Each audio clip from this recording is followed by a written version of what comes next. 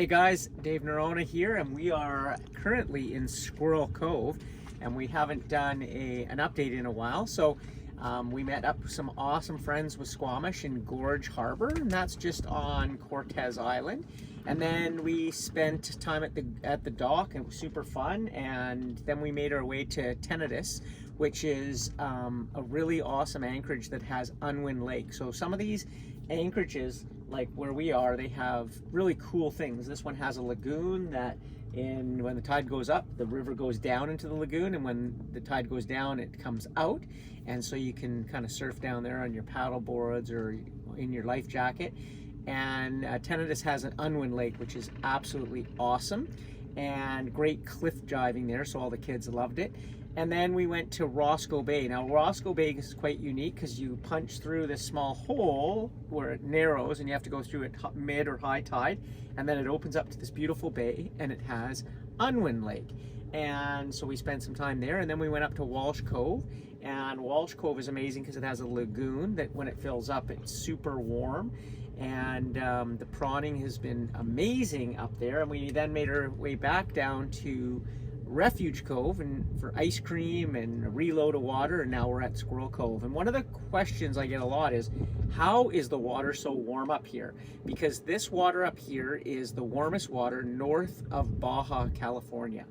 And how that happens is, if you look on a map of Vancouver or BC and Vancouver Island, in the open spots the ocean is quite cold because it's the Pacific Ocean, and as you go north it's colder. But if you look where Desolation Sound is, the water kind of constricts through there.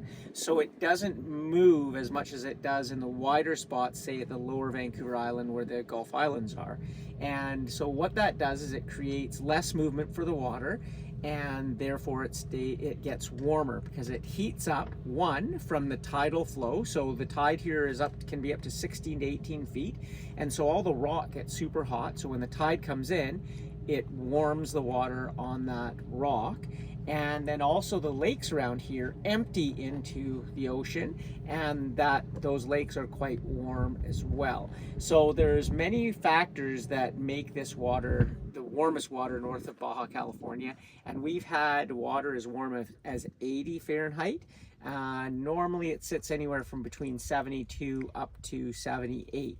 And of course, if you dive down really far, it gets colder, but you're on the top layer, and it's absolutely amazing. It means that we literally swim all day long. Lots of times you're sitting in 30-degree heat, and the only reprieve is into the water. So it's really awesome. That's what makes Desolation so special, on top of all the amazing coastline, the trails that you can hike, and the lagoons and lakes and things that you can explore. Hope you're enjoying the trip so far. We are.